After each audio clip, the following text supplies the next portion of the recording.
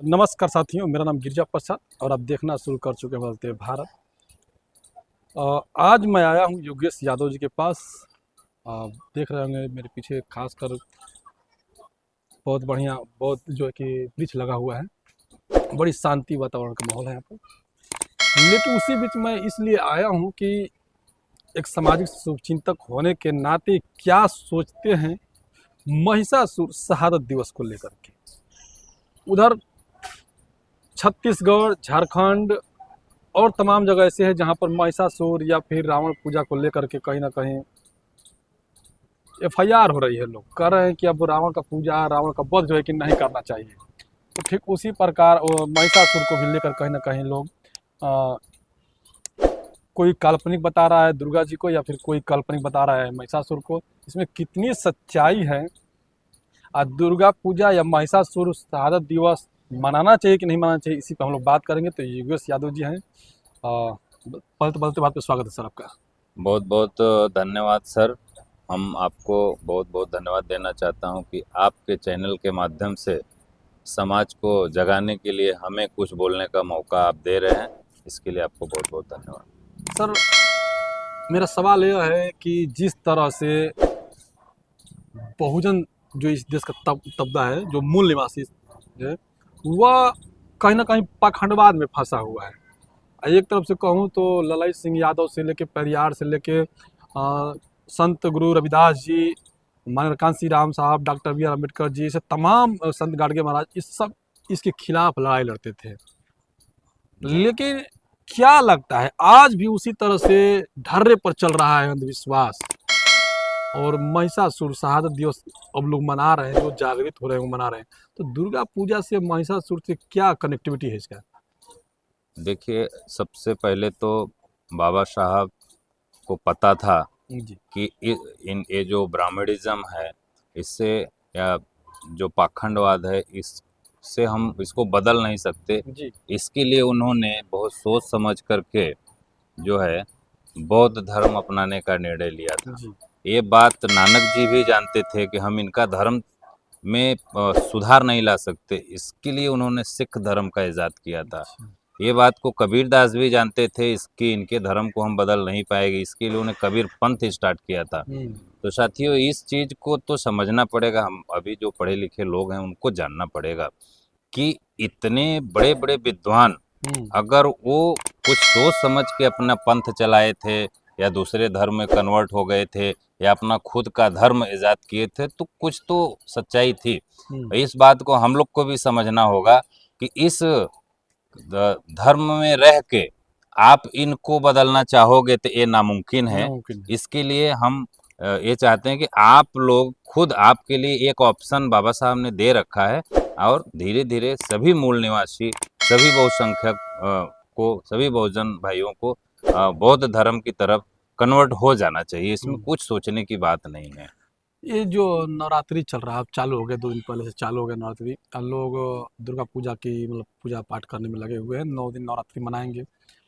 महिषासुर कौन थे? इनका वध क्यों किया? दुर्गा किस वजह से किया? इसके बारे में थोड़ा सा फोकस कीजिए लोग।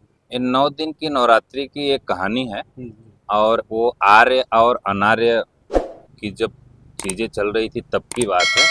आर्य हमारे देश में बाहर से आए हुए थे, अनार्य जो थे यहाँ के मूल निवासी थे। तो उस समय मही नाम के बहुत ही प्रतापी, पराक्रमी और बहुत बलशाली राजा बंगाल के साइड में रहते थे। मही मतलब होता है भैंस। तो उस टाइम गाय भैंस चराने वाले लोगों को मही मही की उपाधि मिलती थी। अगर आज के देखने जाएं तो जो आज के अहीर हैं, यादव हैं, वो लोग उस टाइम के मही नागवंशी हुआ करते थे। तो जो मही थे, राजा मही थे, वो बहुत ही बलशाली थे और आर्यों ने कई बार प्रयास किया उनसे लड़ के जीतने का, लड़ाई करने का, लेकिन एक भी प्रयास में वो सफल नहीं हुए। बहुत बलशाली थे, बहुत बलशाली थे। फिर ये आर्यों ने एक जो है प्लान बनाया, षड्यंत्र रचा कि इसको बल से नहीं जीता जा सकता, इसको छल से जीता जाएगा। तो उस छल के तहत एक दुर्गा नाम की बहुत ही सुंदरी, उस जमाने की, उस क्षेत्र की, उसको ये लोगों ने उसको जो है बात किया, पटाया कि तुम ऐसे हमारा काम करोगी तो हम तुमको देवी की उपाधि, तुमको देवी के रूप में पुजवा देंगे। फिर वो दुर्गा नाम की सुंदरी जो है उस राज दरबार में प्रवेश करती है, राजा के विश्वास को जीतती है, और हर एक पुरुष, वो चाहे आप हो, मैं हूँ या राजा हो, कोई भी हो, पुरुष की एक कमजोरी होती है स्त्री। स्त्री। और उस कमजोरी के तहत राजा उसके मोह जाल में, उसकी सुंदरता में फंस गए। और एक दिन, 2 दिन, 3 दिन, 4 दिन, वो जब अपने षड्यंत्र में कामयाब नहीं हो रही थी और राजा के प्रति समर्पण जारी था उसका, 9वें दिन उसको मौका मिलता है और वो राजा का वध करती है, और वध करके फिर अपने जो है प्लान के हिसाब उन लोगों के पास आती है जिन्होंने उन्हें वहाँ भेजा था। और वो लोग शर्त के अनुसार धीरे धीरे समय बीतता गया, और उस दुर्गा नाम की सुंदरी को और दुर्गा के रूप में 9 दिन की जो नवरात्रि थी उसी को नवरात्रि का नाम दिया गया, और उसको आराध्य के रूप में इस समाज को पूजने के लिए मजबूर किया गया। यही कहानी है दुर्गा पूजा का। अच्छा, एक साथ मैं थोड़ा फोकस करता हूँ। कुछ लोग कहते हैं कि दुर्गा पूजा एक ब्राह्मण समाज से लड़की थी, और महिषासुर को सही बताया कि बहुत बलशाली राजा थे, और उनको हराने के लिए बड़ी ताकत लगाए लेकिन कोई हरा नहीं पाया, जिसका एक लेडीज़ का सहारा वो लोग लिए, यानी कि जो दुर्गा नाम की जो लड़की थी उसका वो लोग सहारा लिया, और उस सहारे के माध्यम से महिषासुर जो बलशाली राजा था उसको हत्या करवा दिया गया। और उस हत्या करवाने के दौरान जो उनको शर्त थी कि मैं आपको पूजनीय बना देंगे, या फिर उनकी ये था कि आप पूजी जाएंगे, उसके शर्त के अनुसार आज पूरी दुनिया में जो दुर्गा पूजा के रूप में लोग मनाते हैं अपने अपने तरीका के हिसाब से। हालांकि इस देश के जो मूल निवासी हैं आज भी उस चीज़ को मानने के लिए तैयार नहीं है, क्योंकि उनको ये पता ज़रूर है कि जो बलशाली राजा था मही राजा, वह एक शक्तिशाली राजा था, और उसको जानबूझ के साजिश के तहत मारा गया, ब्राह्मणों के द्वारा कहूँ तो, यानी दुर्गा जी के द्वारा वो मरवाया गया।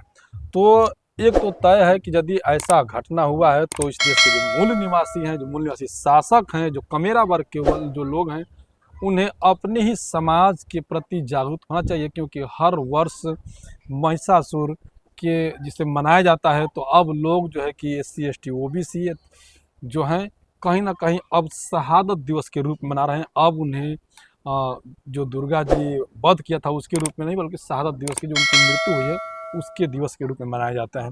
अच्छा, एक बात और है, आपने कहा कि आज के डेट में यादव या फिर अहीर या फिर गुजरात के अंदर में लोग कहते हैं उसको भड़वार लोग कहते हैं, तो उस वक्त जो महिषासुर था, जो मही राजा था, आज का देखा जाए और उस दौर में, तो यानी यादव परिवार से, शूद्र समाज से वो आ रहे थे जी। तो शूद्र समाज को प्रताड़ित करना, क्या जो आर्य थे उनकी फितरत में थी ये चीज़ कि जो उनके बार बार प्रताड़ित करते, क्योंकि एक ही नहीं कईयों महापुरुषों को लोग बताते हैं कि वो लोग कहीं ना कहीं प्रताड़ित किए हैं और पखंडवाद के जरिए किए हैं। देखिए, ये जो पेरियार साहब ने भी बोला है कि ईश्वर नहीं है, नहीं। ये सिर्फ डराने के लिए ये जो है ईजाद किया हुआ चीज है। पेरियार साहब ने बोला है भगवान नहीं है, नहीं, मैं नहीं बोल रहा हूँ, पेरियार साहब ने बोला हाँ, है। जी बिल्कुल। तो भगवान सिर्फ डराने के लिए चीज है, और डरता वो है जो अशिक्षित रहता है, अज्ञानी होता है। इसके लिए हमारे पूर्वजों को पढ़ने नहीं दिया गया, धन अर्जित नहीं करने दिया गया, अच्छे कपड़े नहीं पहनने दिए। बहुत पुरानी बात नहीं है, आप 200 साल पीछे जाओगे तो ये कहानी मिल जाएगी, सब पूरा इतिहास भरा पड़ा है। तो आज जब देश आज़ाद हुआ और ये देश आज एक संविधान से चलाया जाता है, और हम पूरे बहुजन समाज के पढ़े लिखे लोगों से मेरा हाथ जोड़कर विनम्र अनुरोध है कि आप पढ़ लिए तो समाज को आप पढ़ाओ, जगाओ। पढ़ाने का मतलब जगाओ, और संविधान को पढ़ाओ। दोस्तों, हमारा सबसे बड़ा ग्रंथ है संविधान। अगर आप संविधान पढ़ लिए ना तो फिर आपको कोई रोक नहीं सकता बोलने से, क्योंकि अनुच्छेद 21 में पाखंड के खिलाफ साइंटिफिक जो है वो चलाने का सरकार को भी आश्वासन दिया गया है, लेकिन सरकारें ऐसे नहीं कर रही। एक सवाल और है, क्या दुर्गा पूजा मनाना चाहिए कि नहीं मनाना चाहिए? इस देश के जो मूल निवासी, या महिषासुर का शहादत दिवस मनाना चाहिए कि नहीं मनाना चाहिए?